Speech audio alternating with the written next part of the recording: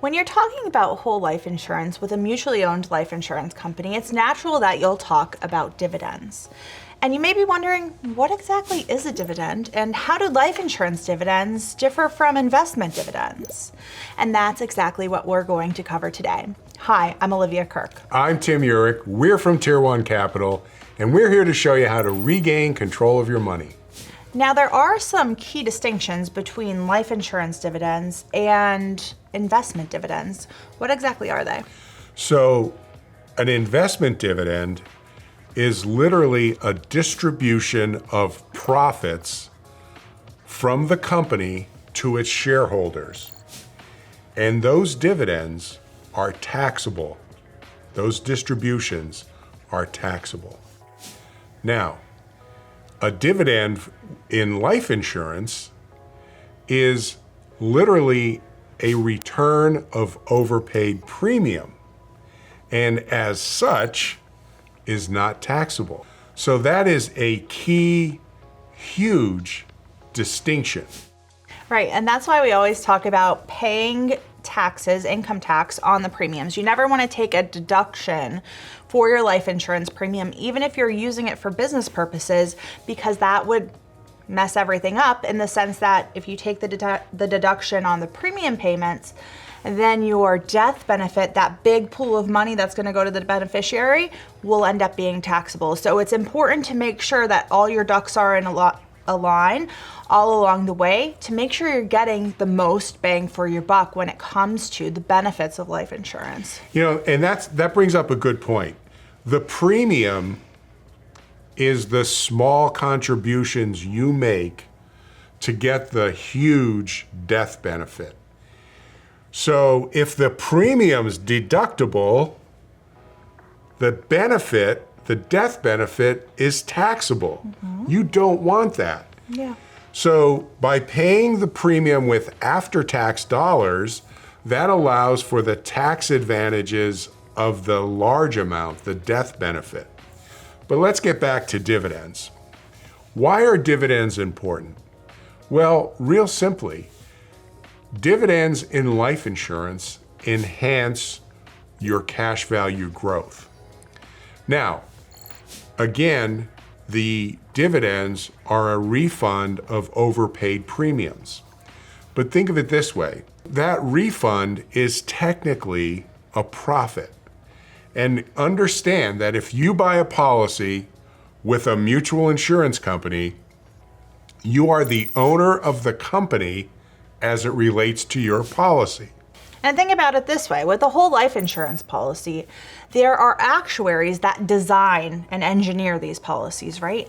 And we all know that engineers overestimate. And that's why we have the dividends built in, right? So when you see an illustration, you'll see those guaranteed numbers, the worst case scenario, as if there were no dividends paid to that policy ever, this is what you would have, the worst case. Correct. And then there's another illustration in there, and that's usually based on the current dividend rate. What would happen if we earned the 2024 dividends or 2025 dividends every single year perpetually going forward? How would the policy perform?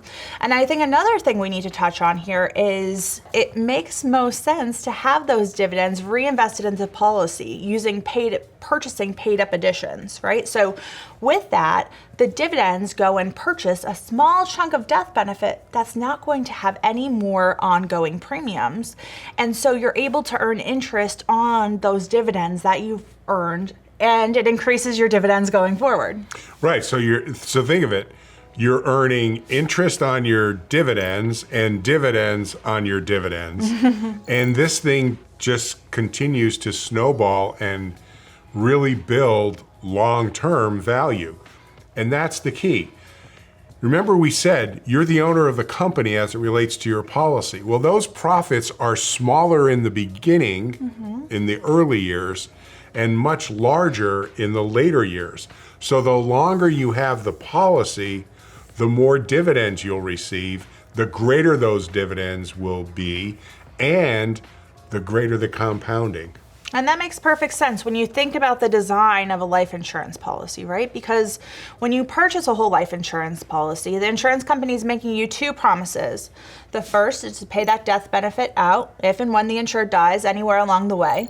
And the second is to have a cash value equal to that death benefit at the age of maturity, which is typically age 121.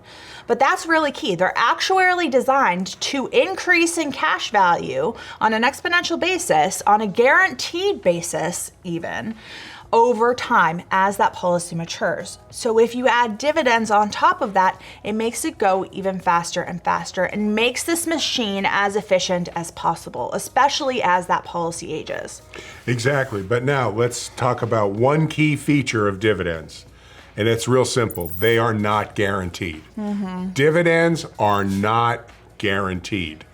So keep this in mind. That's why when you get your illustration, there's two columns. There's the guaranteed numbers with no dividends, and then the current numbers, which includes dividends at the current rate the insurance company is paying out dividends.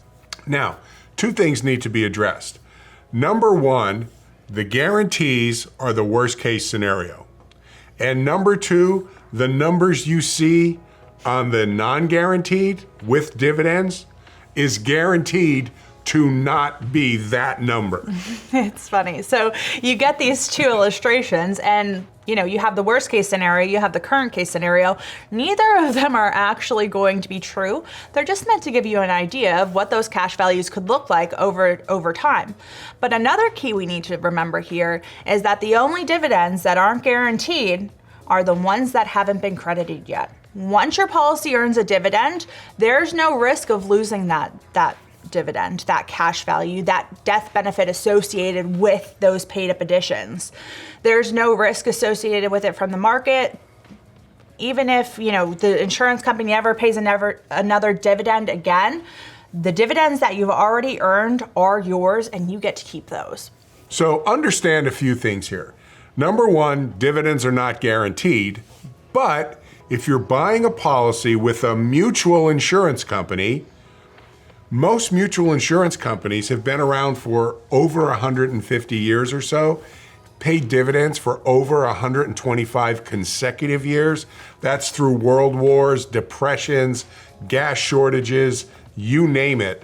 So those dividends, again, aren't guaranteed, but the probability is the company will pay something. It may not be what they're projecting, but they will pay something.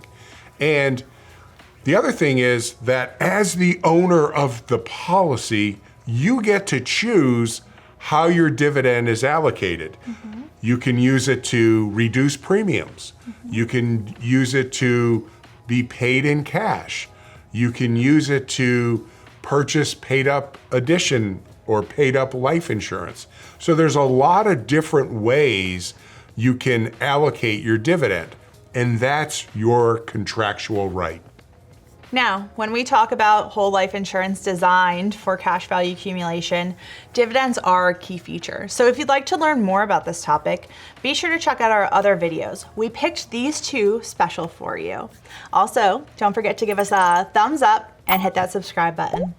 Thanks so much for watching our video. And remember, it's not how much money you make. It's how much money you keep that really matters. We'll see you in the next one.